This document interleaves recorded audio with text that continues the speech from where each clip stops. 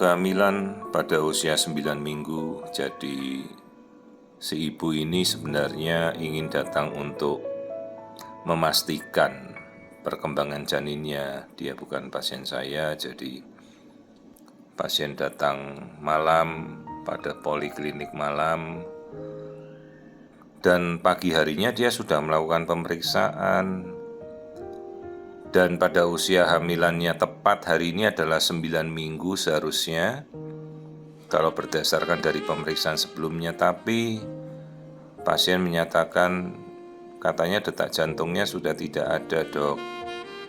Pada pemeriksaan pagi hari tempat dia biasa melakukan pemeriksaan, terus akhirnya kita melakukan pemeriksaan malamnya. Ini yang kita lihat. Saya memastikan janinnya jelas berkembang, tapi tidak ada lagi detak jantung yang terlihat. Apabila di situ ada kehidupan, jadi kita akan bisa melihat aliran darah. Ya, namanya Doppler, itu yang dari arah sekeliling itu yang ada warna merah, biru. Tapi itu kan aliran darah di rahim si ibu, ya, dengan sendirinya itu detak jantung ibunya yang melalui pembuluh darah di rahim. Lalu kita bidiklah ke arah jantung bayinya. Di arah janin tidak ada sama sekali aktivitas detak. Tidak ada lagi aliran darah. Ini yang saya tunjuk adalah tempat jantung harusnya berdetak. Tidak ada detakan apapun di janin. Masalahnya, ini kelihatan sekali janinnya ada pembengkakan di seluruh tubuhnya, kulit-kulitnya membengkak. Apakah yang menjadi penyebab dari kulit di tubuhnya membengkak? Padahal ini baru 9 minggu. Dan kapan tepatnya janin ini berhenti berkembang atau janinnya tidak ada? Atau istilahnya fetal demise atau intrauterine fetal death atau fetal demise, kematian janin dalam rahim. Nanti kita ukur tepatnya.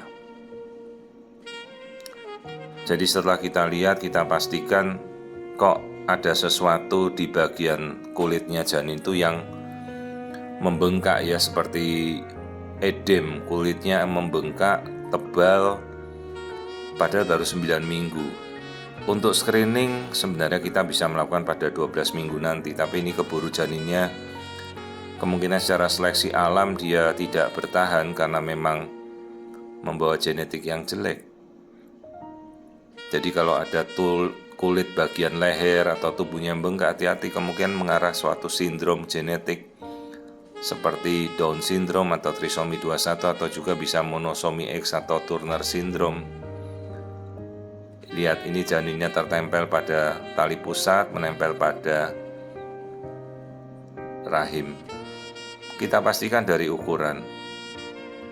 Ternyata ukurannya tepat 9 minggu, 2,34 cm.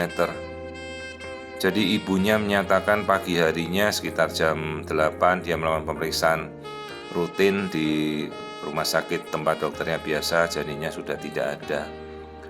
Berarti kalau kita flashback, kita telusuri usia hamilnya 9 minggu dan ukurannya 9 minggu, berarti kematian janin ini kan tidak lebih dari 12 jam yang lalu. Baru saja hari itu dia periksa, ya mungkin subuhnya atau paginya janin itu sudah tidak ada, ya. Karena belum ada proses kerusakan apapun dari janin, semuanya bagus sekali. Sementara ibunya tidak ada gangguan apapun, sudah melakukan pemeriksaan darah, semuanya baik.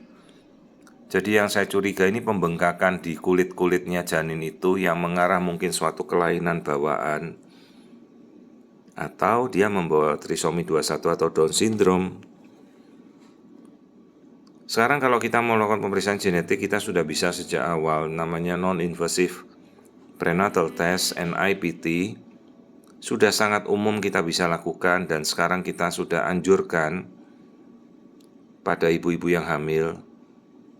Kadang tidak hanya melulu, ibunya kalau sudah usianya di atas 35 tahun, tapi bisa sekarang kita jadikan screening wajib untuk bisa kita lakukan pada ibu-ibu pada kehamilan muda trimester pertama, agar dari awal kita bisa mengetahui apakah janin membawa genetika yang cacat. Jadi seperti kondisi ini, kemungkinan yang kita duga adalah trisomi 21 atau Down syndrome karena tengkuknya tebal, kulitnya tebal.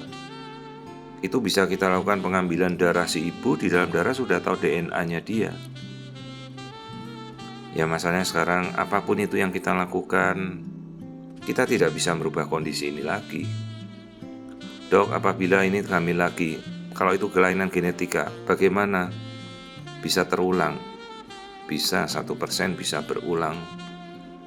Masalahnya probabilitas 1% itu pada kehamilan seorang ibu, apalagi kita paling banyak kita hamil berapa kali? 6 kali.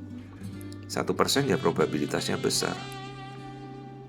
Ini kulit lehernya tebal sekali, juga di tubuhnya tebal. Sementara tidak ada perdarahan, kantung kehamilannya bagus, yolk sac-nya juga normal. Jadi ya ini baru terjadi kematian janin tidak lebih dari 1 hari, ini masih baru sekali ya. Ukuran hamilnya 9 minggu, ukuran janinnya 9 minggu, jadi di hari dia melakukan pemeriksaan di pagi hari itu janinnya sudah tidak ada. Kemungkinan dari subuhnya pas di hari dia melakukan pemeriksaan itu dia janinnya sudah tidak ada. Jadi setelah ini kita anjurkan untuk segera kita evakuasi, kita bersihkan dengan tindakan kuretase agar ya kita bisa memastikan sebersih mungkin, jangan sampai ada sisa. Baru setelahnya, setelah bersih, test pack-nya negatif, perencanaan untuk kehamilan berikutnya dimulai. Juga kita edukasi ya, kemungkinan angka terjadi kalau itu terjadi genetik anomali, kelainan genetik itu bisa berulang 1% di kehamilan berikutnya. Jadi sejak awal kita anjurkan nanti cobalah Bu, kita cek genetikanya sejak awal supaya kita tahu, karena kita tidak bisa juga merubah genetik yang sudah ada. 9 minggu kematian janin.